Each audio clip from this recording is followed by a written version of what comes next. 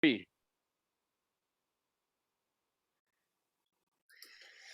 Hello, hello. My name is Jonathan Antonio Martinez Machine from Tijuana, Baja California, Mexico. And this is going to be a series of interviews in Spanish because we're going to do some didgeridoo players from Latin America. But this time is going to be it's going to be awesome because there is in the world of the didgeridoo, a live legend, Dubravco Lapaine. Wait. Let me see. Dubravco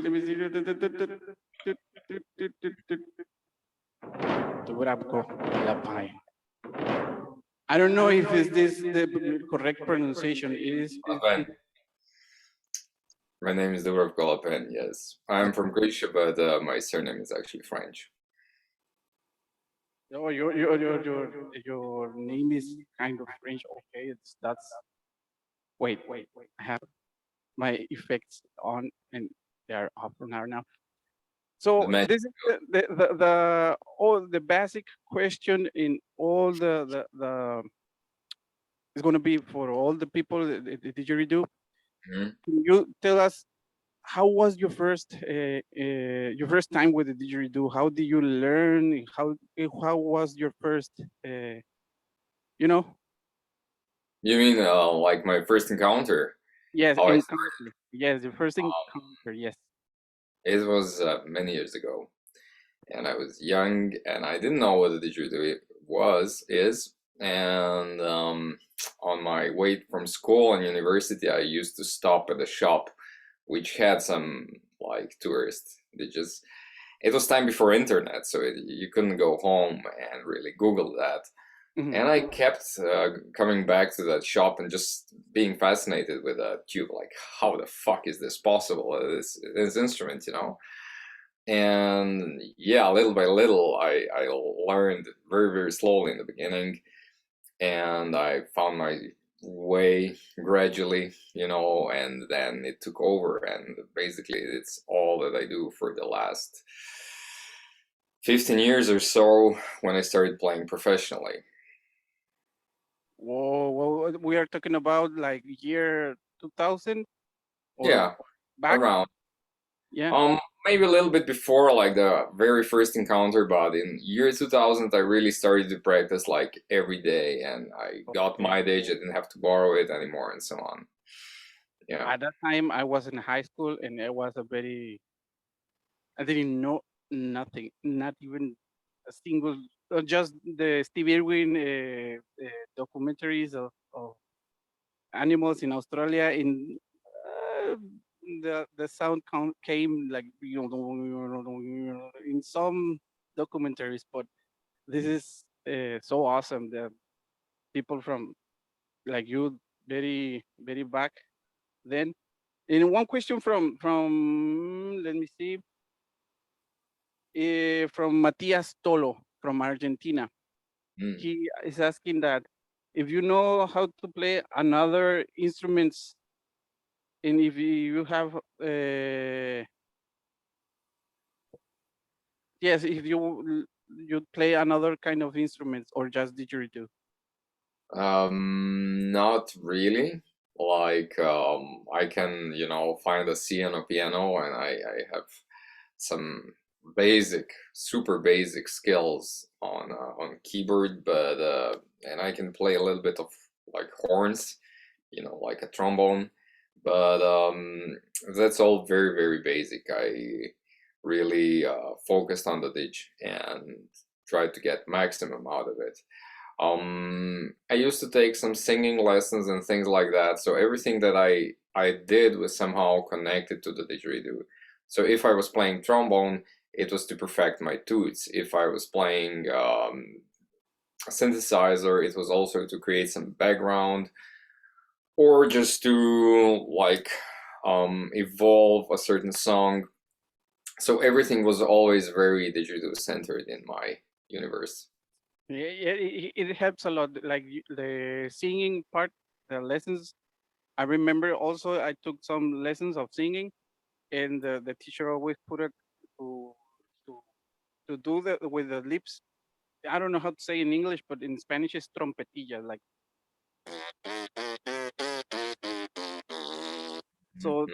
it came very like, well, this is how to play didgeridoo, bro. I start to play didgeridoo. This is another question from, let me see, Eduardo Castillo. This is a friend from Mexico City, and he is asking that, what is the best place do you have played acoustically? Oh wow, that's an interesting question. Um, hmm, I would have to roll back like a million years in my mind. Um, there are certain things that come to mind like caves, but actually I don't like playing in caves and big churches that much, because the reverb is so huge that you can only play very, very slowly. And there's also a certain tempo that is dictated by that, echo, if there is. So maybe the best room I ever played in was something like a big room where I recorded Stinky Room or made Stinky Room. So that was a long time ago, but it was a real room. It was quite big, maybe 20 by 10 by 5 meters approximately. So it wasn't too big, but it wasn't small. So there was like the bass was augmented, but it was not like too much bass. There was clarity. There was definitely the live response of the room, which was inspiring. Um, but it wasn't like overwhelming, and you weren't the room wasn't a master, so there was like a game going on. That was in one old military facility actually, which was abandoned, and maybe that was like the best acoustic space, even though it's not like a charming story. Mhm, It's not like something beautiful. Maybe I remember now once one small chapelle in France mhm, where it was also very good. So, but it was broken in more rooms, so it wasn't just one big room. And I think that one was abandoned as well. mhm, Um, yeah, but it's not easy to find a great acoustic space because your sound is either like bounced off the surfaces too much or not mhm, at all. Like if you're in a big concert hall and you play, I mean, your sound, it just goes away and you feel rather weak. This is why we like to sing in the shower, because our voice gets amplified by the small space. And so when you play in I don't know, in a cellar, which is small, you get a big sense of power, but it's also relatively, it's fake, mhm, so to say. It's not really fake, but it's just in the context of that small space, you're a big thing. If you go out of and go in a big space, you will become a small thing. So I would say some medium place is where I feel best, where I feel that there is a game going on, that space helps me. Oh, Clonkeller in Bern, that's nice place, and it has gongs. There's nipple gongs on the wall, hanging by the wall, and they amplify certain overtones or certain notes that you play. mhm. So they are like a sustained echo. That is very special place. Maybe in time more things will come. But this is organized by Willie Graham, who is the grandfather of didgeridoo, so of So, Western didgeridoo. Yeah. so awesome. To hear all that kind of places that have uh, like a nice acoustic that you don't need so much gear, and just boom, or Mm. make that big roar. What kind of place was the last one? It wasn't like amphitheater or a big chapel. What was that place? Which place? The last one that you told me that this The one. Clan Killer. Clan Killer is the sound cellar. This is in Bern, in Switzerland. Okay, You can find some concerts on YouTube in Will's channel. okay. Um, many players have been there. I know Andre has been there. Agustina has been there. Mm, mm. Um, Willie has been there. But the special thing is, first of all, it's not too big, not too small. Like I said, Mhm. it has a high ceiling, which is important. Um, so you have no surfaces except floor, which is very near you. And Oh, then these gongs, they're tuned, so they will, since there are many of them, I don't know, maybe 20 or even more. It's like when you play near piano, you know, some of the strings will be triggered by some of your sounds, and that is a certain sustain that is sustaining you. Now it's like an accompaniment to what you play. So this room together with these gongs is something really special. Awesome, so awesome. Another question, in this, it will relate with one of your videos. Let me see. Uh, are this video. We're not gonna put the audio, but Hmm. Eduardo Castillo says that what is the longest didgeridoo you have played? That because you have very large didgeridoos. In one of the videos that I saw, this one especially, like it says over here, 7 meters. How was to play that? Because the big didgeridoos, they are like they get played like different way because they have like, I don't know, like more drones or something like that. It's for Yeah. me pretty weird. Well, the longest Deja I played, that was like a built didgeridoo, not like just a set of PVC tubes, was 10.3 meters, which is from the same show, like it was a theater performance. Maybe year 2006 or 7, I don't remember. I think 2007. Um, and that one had this horn, which was like 1.6 meters, so that would be 5.5 feet or something like that. Uh-huh. And they have more, these long digits, they have like more drones because their toots are still, they still sound like a drone, like a ditch, so we would say a fundamental.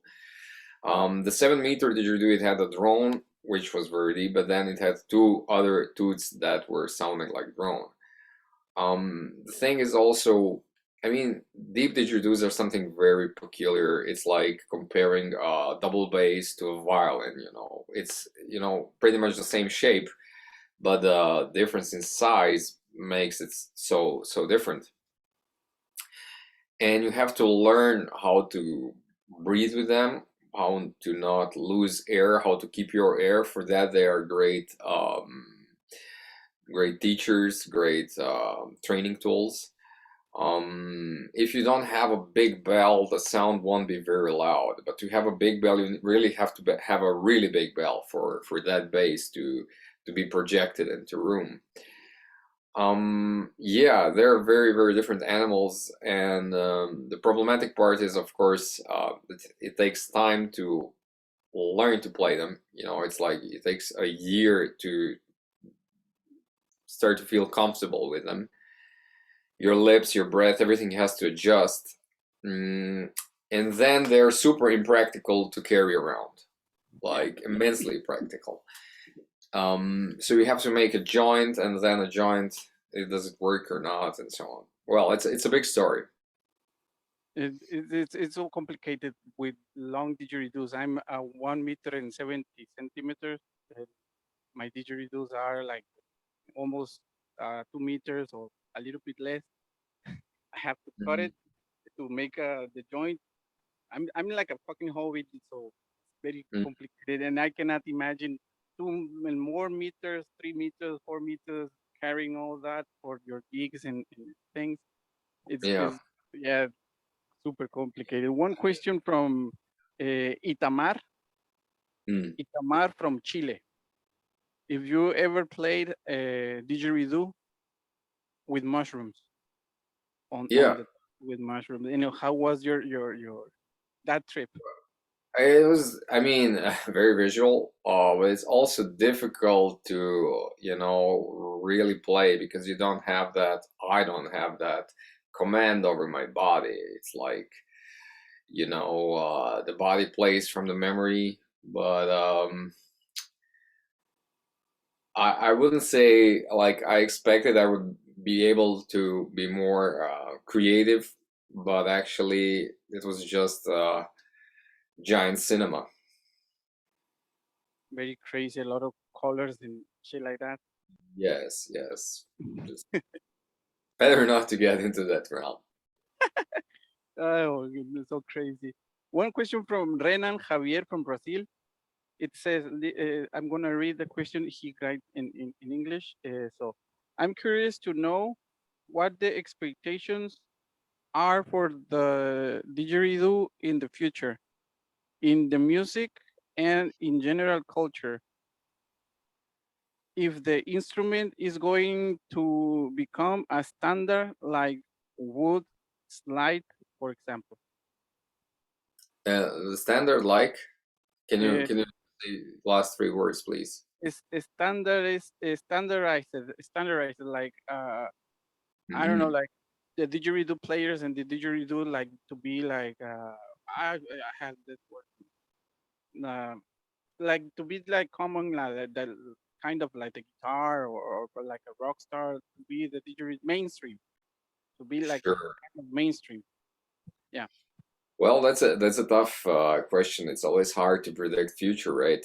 I would say that we're in a way in a critical point in time because like these first waves of didgeridoo have diminished, right? In year 2000 to 2005, 2010, Uh-huh. I mean, there was like big ditch craziness going on in Europe. And I think around the world as well, more. Then what happened was very interesting. At the same time as level of the players was rising, that sense of novelty and the sense of new toy somehow subsided, you know. And I mean, to catch this story is relatively complicated because I feel that you do left a lot of impression in the first days and the first players, and that playing was relatively simple or very simple. And later on, I feel that the world didn't totally catch up with what didgeridoo is today and how it can be played, you know. Hmm.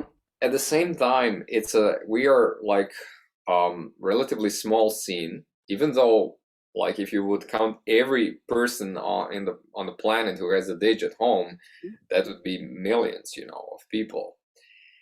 Um, but this scene, you know, like Brian Eno says, there is a genius, like it's the genius of the scene. So when the scene is high, when the scene is strong, it produces this peaks that you recognize as, you know, like leaders, gurus, whatever, the geniuses of the scene, and they push the scene further. They develop. But without the strong scene, the developers they don't develop as much. You know, I feel it with myself now. As with COVID, you know, I stopped performing on festivals, and many festivals died. And I feel okay. I got little children as well. Hmm. But I feel like in the last few years, I developed much less of the new stuff, you know, that can be played on the stage than in the years before that. And I feel we need to make the scene strong. You know, we need to make the community strong on many levels and in many parts of the world. And then we can expect the didgeridoo to be more developed and better accepted as an instrument. Then it can become standardized. The standardization has already happened to an extent, you know. Hmm. Like 10 years ago, almost nobody was making like the same didge more than once. And now makers are going that path. They are, me included, you know, Hmm. saying, oh, this is a very nice didge. So I want to change it, you know. If you want that one, you can have the one like that or one like that. And you describe what characteristics are. Like, I don't know, it has a first tooth in the octave and the second tooth in the major sixth, and the third tooth was, you know, is a fourth above that. Hmm. And you say that's, you know, the thing, and the ditch is plays, I don't know, in D, and it's a great ditch for those blah blah blah, blah. And I keep it like that, you know. Yeah, yeah. So I feel that is going to happen and keep happening in that sense. Yeah, and I think there will be more standardizations, but this is like I feel a little bit like two different stories. One is our internal, what the didgeridoo, how the didgeridoo world perceives itself and operates inside itself, Mhm. and how we are seen on the outside from the outside world. Yes, I have seen a lot, like over there in Europe, more people, like a lot of listeners, not so much, not players, but a lot of people that are very fans of the didgeridoo. And it is a big, big, big, big, big community. Like, I mean, like a big, not community, like fans of the didgeridoo that no don't play, but they go to festivals and they go to, because Yeah. over in Tijuana, I haven't seen people. I have some tips and heroes, and they tell me, oh, I have seen this and this and this, and I was like, I can show you, and I have didgeridoos in my house, so I can tell you. No, no, no, I'm not player. I just go to the concerts. I love very much didgeridoo, but I'm not a player.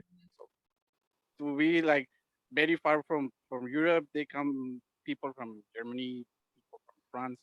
They start the people, the people in general, they start to look to the didgeridoo, like you said, standardization. They are like over there in Europe. I think that is it's more like not so much like the word I say before, mainstream, but it's more like the question is standardized. No. hmm Well, Europe scene is quite big, Yeah. but I would still say maybe, I mean, maybe all scenes have fallen down because of COVID a little bit or a lot. And unfortunately, I've seen deaths of many festivals and gatherings, and that's very sad for me. And I really hope we can make it through that and keep the scene alive and strong. There is definitely hope for that, and I'm still very hopeful. I It, still feel that there is a lot that we can explore and that instrument can give us, as a gift.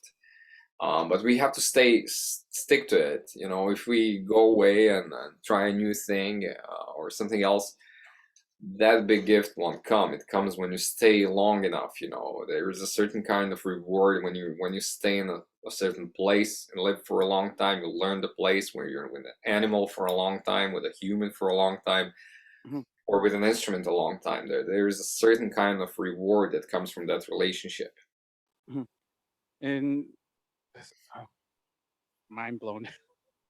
There's another question. It's kind of in relationship with this question that I just asked, but this is from Matias Tolo from Argentina. I had to translate the question to English. He says, I really like to know if if you have empathy or and empathy and openness to listen the new generations of didgeridoo musicians who complement other styles, and what do you think? um, what we see over here in Latin America, it's most in the whole venues, festivals, they're always the same people. We say in Spanish, Menganito, Sutanito, Perenganito, and the next year, the same people, but in different order. This. In another year, the same people, but the different order. This was that was this, and this was that. So Yeah. the question is trying to see that, like over here in Latin America, I don't know if have seen a lot of players like Matias Tolo. I haven't seen a performance like him. He plays the drum set, sings, and makes like didgeridoo solos, and sings, and has a performance so like very. I haven't seen like people like that. I don't have too much time, but back to the question. Should I repeat the question or you? No, I mean, the only thing is that is a little bit unclear to me is like if I personally have the open-mindedness for Mhm, these bands, or Of course, I mean, Hmm. I'm always inviting people to send me Yes, recordings, even though it's maybe a mistake from my side, I have I can, problems with internet connection. okay, it's Yes, better. yes, yes, it's better. So It, I'm it's an, often inviting people to send me some recordings when they have questions or just want some comment. But it's also like a trap for me from two sides, because actually for me to give comments is not that useful, I feel. Um, sorry, I will have to kill this, but um, in a sense that many people get offended if I give sincere comments. So yeah, unfortunately, it's like that, and I feel if I'm not sincere, there is no reason of me petting someone. Oh, that was so nice, good job. mhm. Everyone else can do it. I have this understanding how things can be better, and I give it as a gift, not as an insult. Mhm. As an audience, yeah, I can relax absolutely and listen to new bands. When something is really good, I'm always very happy about it.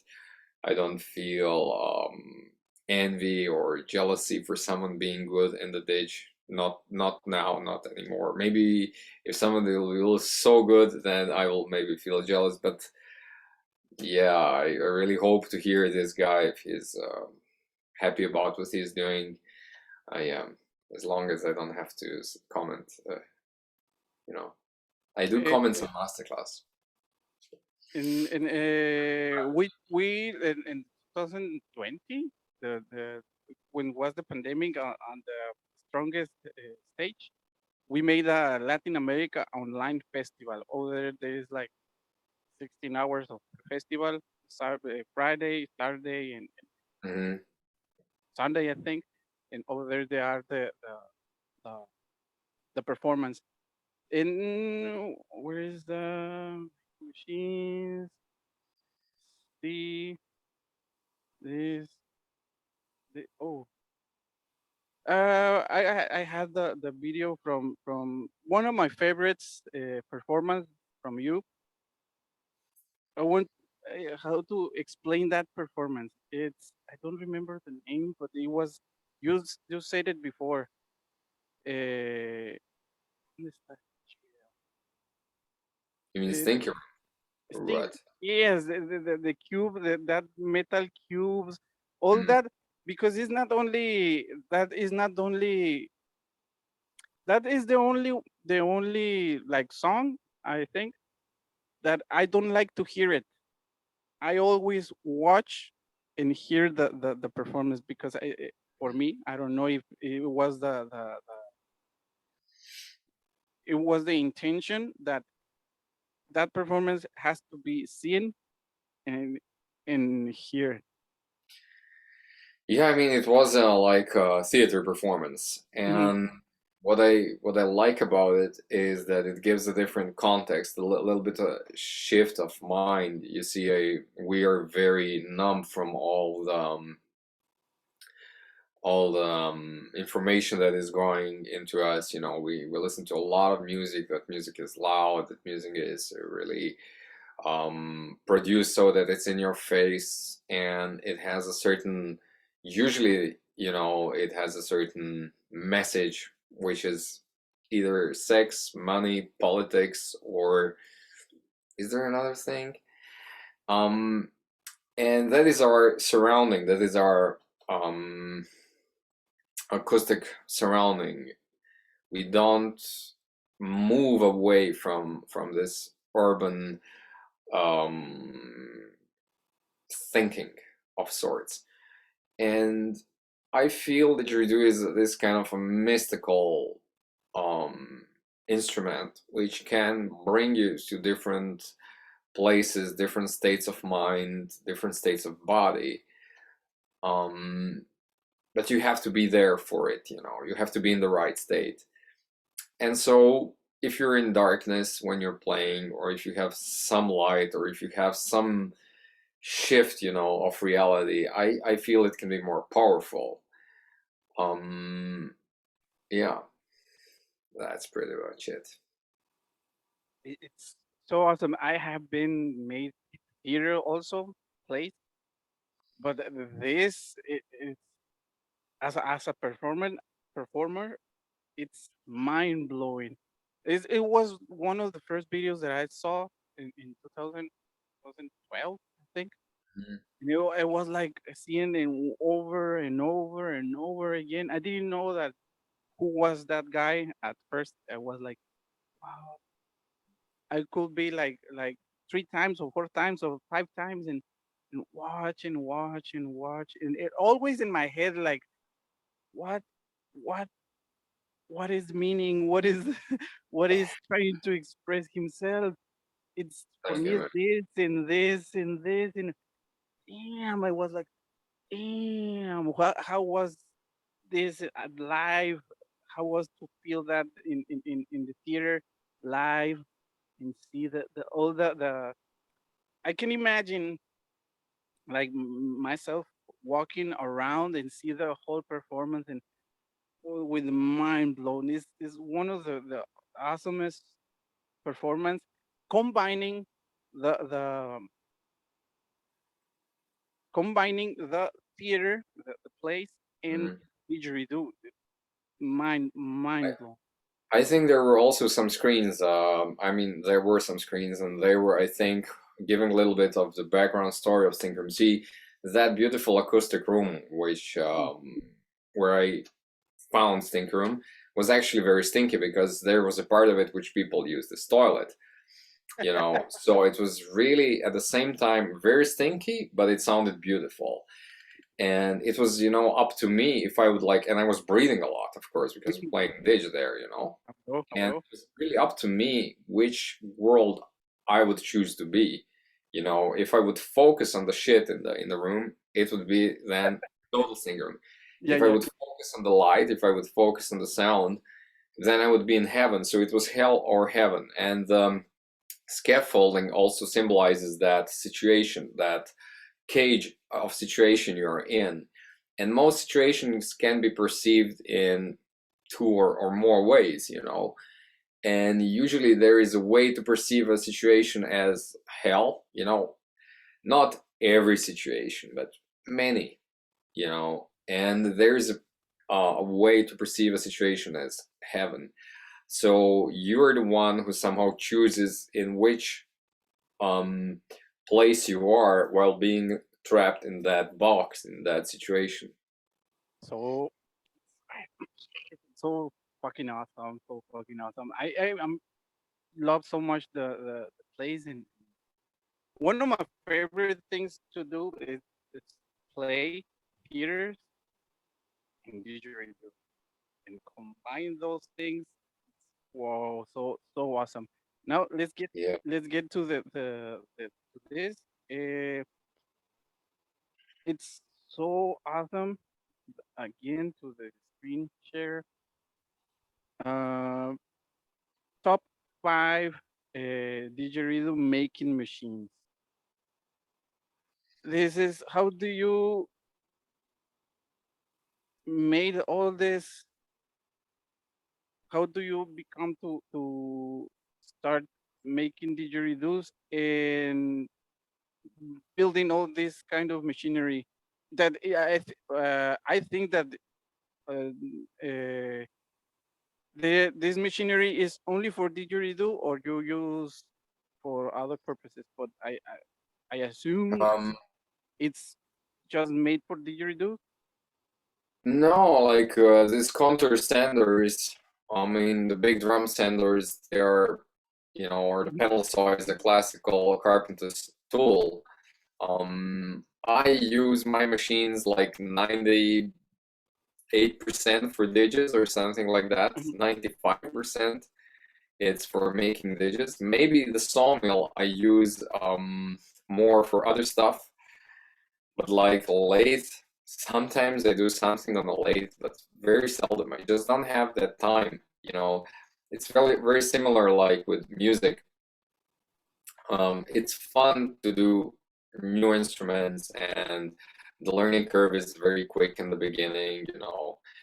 But then I have very limited time, and I really want to explore deeper ditch playing, and ditch making is related to that. So I seldom use my machines for anything else than ditch making. It's very little things I do beside didgeridoo. Like today, I was making and playing didgeridoo. That was pretty much everything that I did besides eating, you know. Yeah. Um, and most of my days are like that. At the moment, my family is away, so I have like from morning till evening, I'm into digits. And if you leave me alone, I will do digits. You know, I will either play them, record them, produce them, or I will make them. This is like my stable balance. I will always fall to that. Yeah, and I didn't make all the machines. I made the drilling machine, but yeah, the rest of the machines I had to buy. Some machines are easy to buy, like I don't know, log salt sawmill. You can easily buy that. Hmm. I mean, it's not very cheap, but you need to buy it once in your life, you know. Yeah. But the contour sanders, the drum sanders, you have to find them used. They're not made anymore. Or sometimes some company has them, but then they're very expensive, so you really want to buy them used. Yeah, This is the best machine that you have. it's Like, super important. Without it, I'm sure I would be dead already for many years. yeah, yeah, yeah. Me too. Me too. Me too. Me too. What is your favorite coffee? What is your favorite coffee? You have At the moment, you have tasted, like, I don't know, over here in America. I mean the whole continent in America. I don't know. I don't hate Folgers, but like a gringo selling you coffee, but they don't have cafetaleras. It's like so dumb. But uh, Colombian, El Salvador, Guatemala coffee. In Mexico, we have three types of coffee. One is from Guerrero, the other one is from Chiapas, and the flavors they are very different. Veracruz is the more common, Veracruz, Mexico.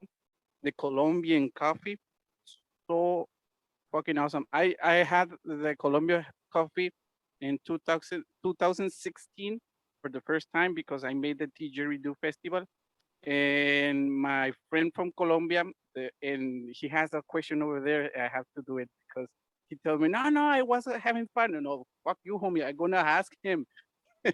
But anyway, he gave me Colombian coffee for the first time. Damn, I got very fucking crazy. yeah, but Was you like, have great coffee in your neighborhood. For yeah, us, yeah, yeah. everything. And I don't. and Yeah, you, what is your favorite coffee over there in Europe? You have on the south. You have Africa very close to you, and over there they have very good sure. coffee. Well, my general flavor is more of bitter than sour, Mm, though there has to be some acidity to it. But I usually don't like very acid coffees, so I usually like bitter in other food and all that. Unless it's like I got one coffee which was like so sour it was like I also had this lemon taste, and then I liked it again once it was extreme, you know, I started liking it. I really got hooked to it. Yeah. mm.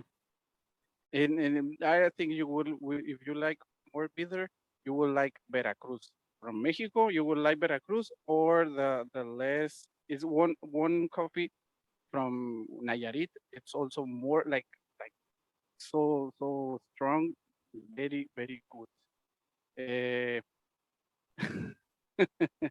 it's pinche Camilo. And the question from Camilo from Colombia. He is an awesome guy, an awesome guy. Very funny. In Spanish, he will say like, "¿Cuánto te mide? ¿Qué ¿Cuánto le mide?" What does it mean?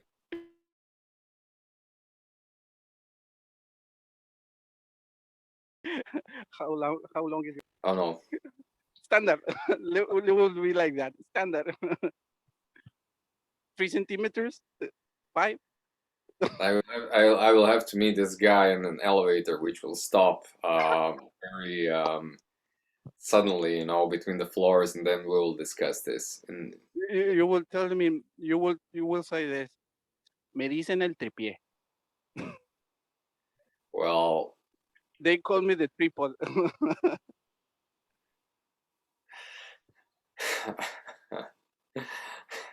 it Ay, had to go Dios, there, right?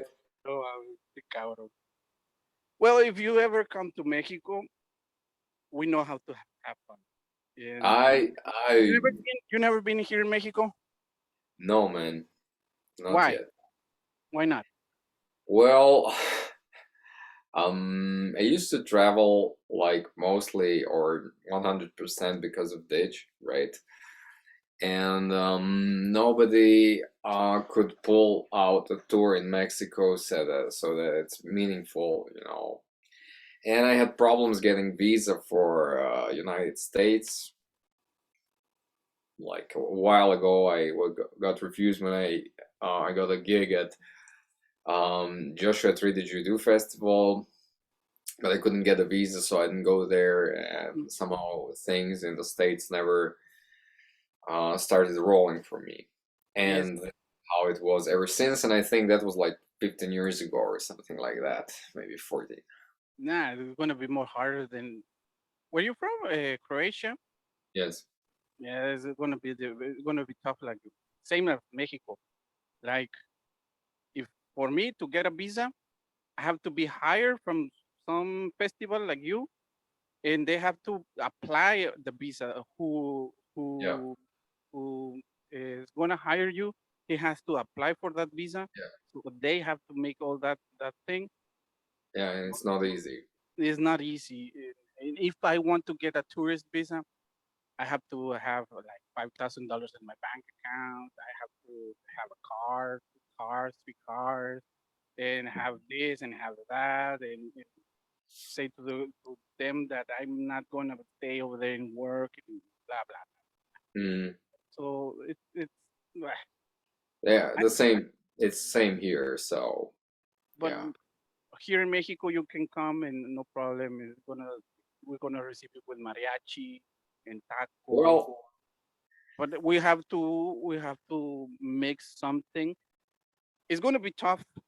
I don't promise nothing, but in the future I want to you come over here, not to my city, because over here in Tijuana, it is cool to come and have fun, and you can see that the borderline, you can see the exact corner of Mexico and the United States, Mhm. the corner of the Latin America in the United States. You can see it, and it's like mind blown. But the thing is that over here we are 3 million of people, and I'm still the only didgeridoo player by Mm. 10 years. So there is no there is no public, there is no fans of didgeridoo. Maybe there is like 3, 10, or 20, but 3 million people is not worth Yeah. it. Yeah. But Well, you're a stubborn guy. You keep doing it, and things yeah, will gradually change. yeah. I see myself in 5, 10 years with a big crowd over here in Tijuana. But over there in the south, Mexico City, there is a very bunch of didgeridoo players. Not only is Mexico City, and then 1 hour it's Querétaro, 1 hour and a half is Puebla, 40 minutes is Morelos, another hour is Estado de Mexico, another 2 hours it's Pachuca, 1 hour of plane, or 6 hours in bus is Guadalajara, Michoacan, a lot of cities. Over there, it will be affordable to bring you to Mexico, make a big gig over here. And also you will enjoy the Mexico City. A lot of history over there in that city. Over here in the north, we say that Mexico City, wow, Mexico City, that blah blah blah, wow. But my first time over there, it was like, whoa, damn, mind blown. Mm. And I have been some comments from people from Europe that always also get like, what the heck? Mind blown, because Mexico City is so beautiful, and it's gonna over there you can perform, and Hmm. it will be affordable. It will be so affordable. Maybe in next year, 2 years more, and Yeah, we let's use a little do. bit of time, but Yes, you let's eat plan meat. You eat meat. Yeah, Like, yes, yes, yes, yes. uh, Human needs as well. ah, uh, ah. Over here in the north in Tijuana, we are famous because the tacos de carne asada. Tacos Hmm. of we make a carnita asada over there in the Already grill getting me. with charcoal, the tortillas. You like avocado? Sure. It Yeah, is this. guacamole, a New York steak, or a New York, or a picanha, or I don't know, some Enough. carne. We got an agreement. I'm coming. I'm coming. Don't torture me. I'm hungry, and you start talking about food. Ooh. It's hard. It's hard, man. This is Mexico, man. This is Mexico. This is how we're gonna receive you over here in Mexico. Uh, Let me see if how do you this was legendary. How do you get the name of the didgeridoos? Like here in a video, we see one of your famous the didgeridoos that you also made a video. Moitz, Moitze, Hmm. yeah, Moitze. How do you come with all the names of the didgeridoos? It's very interesting for me You because know, you have lots of series and they have different names, right? sure, sure. Well, I mean, sometimes I get one kind of inspiration, sometimes another. Like Moitze, if you write it differently in Croatian, literally means my sea, like my sea didgeridoo, because it's the same like my sea. Okay. So it's like a game Hmm. of that sort, but actually it just means my sea, like my sea didgeridoo. Hmm. With other dishes like I know sumo. Sumo is a fat-necked fat dish with a fat sound, so it just sumo was a logical choice. Yeah. So I don't know. There's just I feel names are important, because they bring some energy to the instrument. But at the same time, sometimes I just have a little bit of fun, and sometimes I'm more serious. It depends. Also, sometimes I just don't have good inspiration. Sometimes I feel I found a really nice name. Yeah, but it's a game. I play with it. I'm so fucking dumb because I if it is funny, I will put the name. Yeah, like well, my two personal didgeridoos that I have, they have Hmm. my grandma's names. One is Hmm. Chole and one is Juana because eh, it's like very scary because the first time I got my Chole, my granny passed away. And then I got the Juana, also my granny passed away just Wow. 1 day before, and it was like very fuck. Mhm. But that's the only serious names that I have for my didgeridoo. The other one is a pata de elefante, elephant foot, because it looks like a elephant foot. The other one is like ojitos because the wood has like a lot of eyes, el que todo lo ve, and shit Mhm. like that. Mhm. Another interesting question for a lot of us: how do you develop from droning, playing as a normal mortal? How do you develop air code? How do you came with that style of playing? That it's very interesting, and and it's difficult because I was able to play like uh, this kind of style, and this other kind of style, and this kind of other style, and this. But when I go to air code, I'm like, boom, me topé con pared. I was like hit by the wall, like, oh, big wall. I cannot do. How do you develop air code? So before I developed Aircode, I wouldn't say I played like Mortal. I was already playing very, very, very good. My pressures were very strong, my embouchures were very strong, my lips were precise, my articulation was very clear. So the first songs that I developed were like 2006, 2007. Those were Lake of Awareness and Corvo Exaltico. But it took me a while to realize the full potential, you know. I was more doing drums at that point, Mm-hmm. and air chords like this softer, Mm-hmm. tinier lip sound, you know, like I couldn't combine them that well like I can combine them today. And in 2010, I recorded Dubravco, which was like blasphemy in the didge world. It was like a whole album without drone, and I remember like part of the community was very angry with me, like, Yeah. why did I record that, you know? Even though there are thousands of albums with a drone, they were still like, but why isn't this one with a drone as well?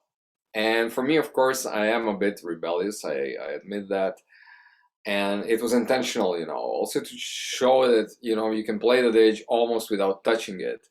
But the techniques were developed from condensed drone, if you know what that is, to just separating in the right spots. And I mean, it was in the time when I was playing a lot amplified, so with a microphone and headphones, because then you get this response. It's difficult to play something that you don't hear. So you either have to have a great room and probably the bell very close to the wall, but it's way easier if you have a microphone and headphones, and it helps if you have a compressor just to put up all these little sounds. So there is a big difference with beatboxing and air code. You know, people often confuse the two, but actually air code comes out of normal playing with a drone. We can call it earth code. You know, you play with the contact of the lips. Now, if you articulate well, and if your pressure is high enough, and if it changes, and if your lips have a strong embouchure, you can separate at moments, you know, and you will change the acoustic of the instrument. You will get different tuning, and you will get intrinsic resonances of the tube. So all of the sounds that you do rely on the fact that the tube will give it sustain and richness, you know, which is very different from beatboxing. Beatboxing, it doesn't have sustain, you know. It is, I'm not trying to put beatboxing down. It has many advantages over didge playing or, you know, standard or air code, even though air code has become standard as well. But it doesn't use the volume of the instrument. It doesn't use the complex harmonic structure. It doesn't use sustain, you know. It's a point in time kind of sound, you know, very dry without reverb. But air code isn't dry without reverb. It has its own sustain, you know, and it has a more complex harmonic structure. And it arises from classical didgeridoo playing. Like if you're playing takawaka, for example, which is a four-phase tongue articulation, right? You can play it with a drone. Then you can contract the air in the mouth and make your embouchure thicker, and you will get the condensed drone, and these four bubbles will come out more clearly. So you'll get, so you go from to, and when you have it that clear, you can choose, you know, whether you want to have an air drum on the ta and then separate, have a sustain from the tube and do the kawaka, or you will do separation before and you will have everything in just the lip sound on the near the mouthpiece, or you will substitute the ta with a breath sound. You know, so there are options, but it all comes from the same movement which you use when you're playing the regular drone. You know, not everyone uses it, but also more people use it or are closer to that movement that they know, because it's just maybe covered because it's not well articulated, you know. Anyway, air code rests upon the foundations of the didgeridoo playing, on the foundation of breathing of the didgeridoo playing, and it's just timing of separating from the mouthpiece, Mm-hmm. which causes very nice sustained frequencies, which are the frequencies of the dish, just not the same like when it's closed Mm-hmm. on the mouthpiece. Then it's a, physically speaking, a tube which is open in one end, and when you open it, when you separate from the mouthpiece even a little bit, you get a tube which is open in both ends. Now here to say you have these worlds in between, like there is a thing I call pseudo air code, which Mm-hmm. is when you open the corner of the mouth, you know. So you're playing in the contact of the mouthpiece, but through your mouth, which is open on the other side, you're creating like a half open tube, you know, and it gives a quite it changes the tuning, and it gives a drier sound. So you usually use it for like tabla kind of percussion, you know. When I need that fast drumming, I will use this pseudo air code instead of air code. And then there are like things like nebezdan, you know, drums, which rely on very, very small opening at the mouthpiece, and the blowing of air um, blows up the front of the face, and it determines how and when the mouthpiece is closed. So there isn't like a very strict point actually between the earth code and air code, let's call it like that, you know. There is like a continuous world between. Too much to explore, and like uh, I don't know, some words is very difficult to remain in English. But what you say about the open a little bit of the mouth and a little bit is almost like on a flute, uh, putting a half of the hold in the finger, putting a half in the hold, you have a half tone down, I think, like that, no? And There also, some uh-huh, similar. yeah, and also, it is my imagination, or it's also making the percussion and the melody at the same moment, because I can hear sometimes like I don't know if I'm in the right. Uh, you understand, right? But No. if, no, okay. You play the third tooth, but you take away the the, the Mm-hmm. mouth, so it makes one note, and then you play the second, Mm-hmm. and over there you are making like boom, dun dun dun dun dun, dun, like a little bass line. In some of your songs, I can hear like a little bit like a kind of melody, but I don't know if it's Sure, not. sure. You can have melodies in many ways, you know. Uh, when you combine the separation from the mouthpiece, Hmm. your options are even bigger, you know. I feel now is finally the time that most people have accepted that as an additional function of the didgeridoo, you know, like multi-drone is an additional thing you can do. You don't have to do it. It is Yeah. not against the regular drone, you know. It's just Hmm. something extra. You can choose to do it or you don't, you know.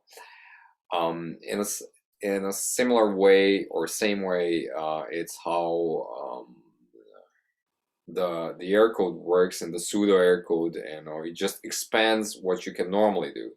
So you Hmm. can create melody by singing, right? Which will be different if your lips are in the contact of the to the mouthpiece or not. You can create the melody by tooting. These toots can be also triggered just by lips, or you can trigger the intrinsic resonance without touching the mouthpiece. Hmm. So you can play the third tooth like on the ditch, but you can just play, which is not on the ditch, you know. And it works also with higher tooth. So Of course, then you can touch the mouthpiece at a certain time and just get A little follow of the internet.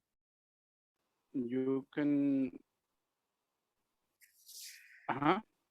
touch the mouthpiece like that. Okay. you can touch the mouthpiece at a certain time and you get a bass,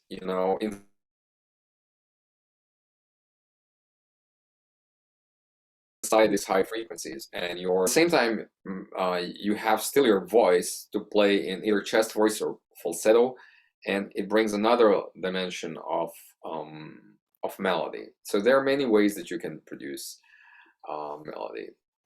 So awesome. This kind of playing, it's mind blowing.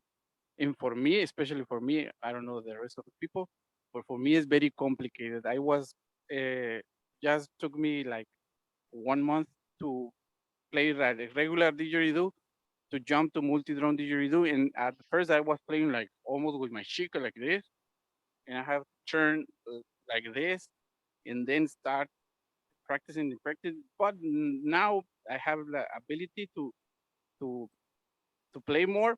But I want to get multi-drone to techno tracks because I have some lots of ideas to make a techno track and make like a bass line for a Mhm. track. But no, I'm like, boom, like fuck, I want to do like this. I, I can't. For me, it's very kind of a little bit more difficult. But But and yeah, you play with a microphone and headphones, right? no, I think is that my problem. That will help immensely. Yes, I think I'm gonna use this same machine that I'm using for the podcast because it has like a little bit of like this kind of effects. I don't know if this will help No, or no, no. Start dry because this is a lot. You can have a little bit of reverb, but that much will confuse you. Also, you will get seduced by that you got a lot of sound, even though you haven't. yeah. The machine will make it for you. But I always am practicing and trying to do it, and it was damn again, damn and again I and feel again. you have to have a good condensed drone, good sense of articulations, and a microphone and headphones, and you're good to go. I gotta practice much, much, much, much A little more. bit much. Yes, and we have the same problem with multi-drone didgeridoo Hmm. about the beatboxing thing. Hmm. There is no nothing it is not similar. The only thing that sounds like a beatbox is because the first tooth is lower than the octave. It sounds very bassy, Hmm. and it's just like playing the and the first tooth sounds like a kick drum, and they think that it's beatbox. No, it's not beatbox. Beatboxes can sound without the didgeridoo. Uh, blah blah blah. Well, I will take you no more time. Um, Thank you very much. And any last words to the didgeridoo community and especially for the Latin American community that you have? My message is, guys, I'm coming there. We will eat, we will hug, we will dance, we will laugh, we will wake up at some strange places, and we will celebrate life. We're gonna wake up in the Teotihuacan pyramids. In the pyramids, we'll say, "What the fuck? What?" With some, I said that I didn't want to talk of food, but we're gonna wake up over there in Teotihuacan with some tacos of grasshoppers with avocado. Perfetto. Perfecto. Y unos traguitos de mezcalito y pulque. Mezcal and pulque. The pulque is the beverage of the gods. And one over here, it deserves to, to have pulque. Kind of God. The god of air code. With the godfather. The godfather. Let's leave it over there. Okay. Thank you very much. My name is Jonathan Antonio Martinez Machain, Dubravco Lapaine over here. Bye bye.